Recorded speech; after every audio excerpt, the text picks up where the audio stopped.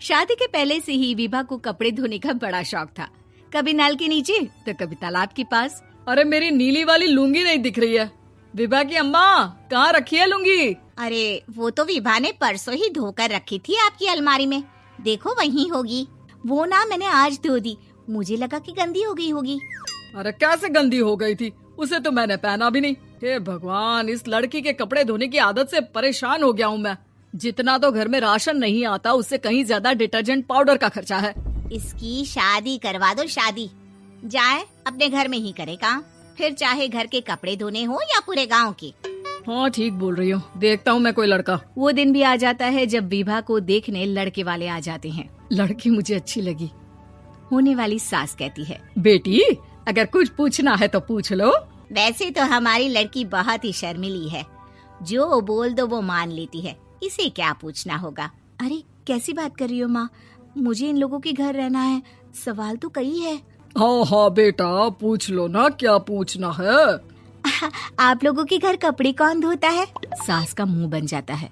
देखो, अगर तुम ये कहना चाहती हो कि तुम्हें कपड़े धोने नहीं आते तो सुन लो, कपड़े मैं ही धोती हूँ, लेकिन तुम्हारे आ जाने के बाद मैं रुमाल तक नहीं धोऊंगी। अरे चुप रहना भाग्यवान, बहू बेचारी घर आई नहीं, उसे डराना शुरू कर दिया। वो क्या है ना बिटिया, अभी तक तो ये कल्लू की माँ ही धोती थी, लेकिन अब तुम्हारे पापा तो दहेज में वॉशिंग मशीन देंगे ही। तभी विभा की माँ बोल पड़ती है, सवाल भी पूछा तो क्या। वैसे भाई साहब, मशीन की तो फिर भी कपड़े धोने की कैपेसिटी होती है, मतलब जो बिटिया दे रहे हैं ना विभा, इसे कपड़े धोने का बहुत शौक है। ये आप लोगों के क्या, आस पड़ोस गांव मोहल्ले सबके कपड़े धो दे और उफ तक ना करे। बाहर देखा नहीं आपने कितने कपड़े सूख रहे हैं, सब हमारी बिटिया ने ही तो धोए हैं। बस भी करो ना माँ, शर्म आ रही इतनी तारीफ सुनकर। और तो और एक दाग निकाल कर दिखाओ तो मान जाऊं। हाँ अच्छा, माफ करना बेटा, मैंने गलत समझा, हमें तो रिश्ता बहुत पसंद है। और ऐसे जुड़ जाता है रिश्ता कपड़े धोने का शौक रखने वाली विभा का। उसकी शादी हो जाती है कोयला फैक्ट्री में काम करने वाले कल्लू के साथ। शादी के बाद अचानक विभा चिल्लाती हुई सास के पास आती है, सासू माँ, अरे सासू माँ कहाँ है आप? ये तो धोखा है, धोखा दिया आप लोगों ने मुझे। इसे ससुर के चक्कर के बारे में पता चल गया। अरे तो उसमें तुझे क्यों धोखा मिला है? अरे नल में पानी नहीं आता, कपड़े कैसे कब धुलेंगे? अच्छा, तू पानी नहीं आ रहा उसकी बात कर रही है। तो आपने क्या सोचा? कुछ नहीं। अच्छा, तेरी माँ ने कहा था कि कपड़े धोने का शौक है तुझे, याद आया मुझे।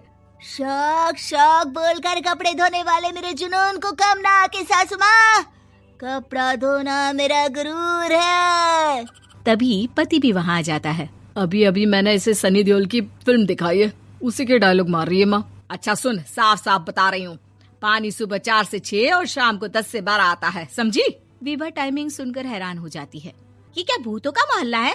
सुबह 4 बजे उठकर कौन कपड़े धोता है? 4 बजे टंकी में पानी जाता है, फिर सारा दिन धोना ना, किसने मना किया? अरे कैसी बात कर रही है, 200 लीटर की टंकी में कितने कपड़े धो लूंगी मैं, सुबह ही उठ जाऊंगी मैं। अब क्या था, विभा सुबह 4 से लेकर रात के 12 बजे तक कपड़े ही धोती रहती। एक रोज सास पड़ोस से निकलकर कहीं जा रही होती है कि साथ वाली कहती है, हाँ कल्लू की माँ, जरा ये बताओ कि 2 साड़ी है, 2 ब्लाउज और एक पेटीकोट और एक नाड़े वाला लंबा कच्छा। हाँ तो? अरे तो क्या, कितना लोगी धुलाई ये बताओ। धोबन दिख रहे हैं हम क्या? हमारे पति सरकारी नौकरी से अभी रिटायर हुए हैं और बेटा सुपरवाइजर है कोयला फैक्ट्री में। धोबन समझ रखा है हमें? हाय रे कल्लू की अम्मा, माफ कर दो, वो तो मोहल्ले में यही सब बता रहे थे कि तुमने बहू को कपड़ा धुलवाने के काम में लगा दिया है। सास को पड़ोसन की बात सुनकर गुस्सा आ जाता है। वो घर पहुंचती है जहां घर के बाहर ही इतने सारे कपड़े सूख रहे होते हैं जितने कि किसी धोबन के घर पर। अरे ओ कल्लू की दुल्हन, बाहर निकल। माँ जी यहीं आ जाओ, बाथरूम में चादर धो रहे हैं हम। अरे अभी हम धोते हैं, तुमको बाहर निकलो। ये आस पड़ोस वाले बोल रहे हैं कि हम बहू से कपड़े धुलवा कर उसे कपड़ा धोने वाली बना दिए हैं। अरे छोड़ो ना माँ जी, किन लोगों की बातों में आती हो। आस पास के लोगों का तो काम ही होता है कि वो किसी तरह सास बहू को लड़ा दे। बहू सारे घर के कपड़े धोती है, ये क्या कम है? बोलिए। सास को भी लग जाता है कि वो बहू का ये सनकीपन नहीं छुड़वा सकती, इससे अच्छा है कि खुद ही चुप हो जाए। एक रोज सास और बहू मंदिर जाते हैं, जहाँ सास की साड़ी वहाँ खड़ी भीख मांगने वाली से मिलती है। माँ जी क्या बात है, आपकी साड़ी उस भिखारन से कितनी मिल रही है ना? हाँ हाँ, देखो तो दोनों की साड़ी मिल रही है। क्या बात है कल्लू की अम्मा, तुम खुद को तो अफसर की बीवी बताती हो और ऐसी सिंपल सी प्लेन साड़ी पहनकर घूमती हो। सिंपल और प्लेन नहीं है ये साड़ी। तो क्या सोने के धागे से फूल बने हैं? कुछ भी सासू माँ, कुछ भी।